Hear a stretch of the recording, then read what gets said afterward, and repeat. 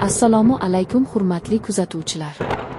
Agar kanalda yangi bo'lsangiz, like bosib obuna bo'lishni unutmang.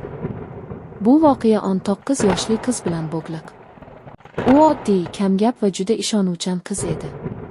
U yashaydigan mahallada ko'pchilik bir-birini yaxshi tanirdi. Qo'shnilar ham tez-tez salomlashib, hol-ahvol so'rab turishardi.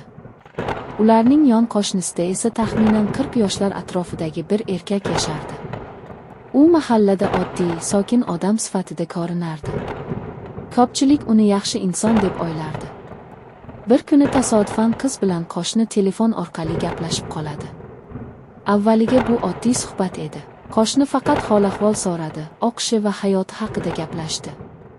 Qiz ham buni oddiy qo'shnichilik suhbatidek qabul qildi. Ammo oradan vaqt o'tib, bu telefon suhbatlari ko'payib ketdi.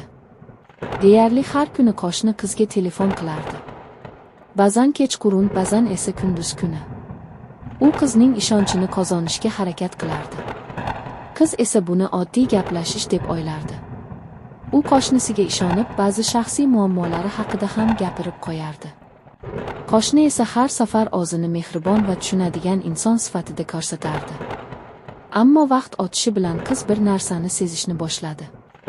Qo'shnining gaplari asta-sekin o'zgarib borardi. Oddiy suhbatlar o'rniga galati savollar va noqulay gaplar paydo bo'la boshladi.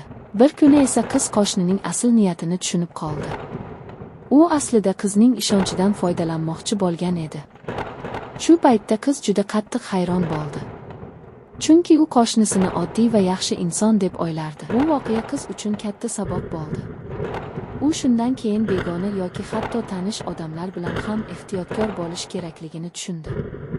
Bu voqea yana bir narsani eslatadi. Har doim ham odamlarning tashqi ko'rinishi yoki muomalasi ularning asl niyatini ko'rsatmaydi.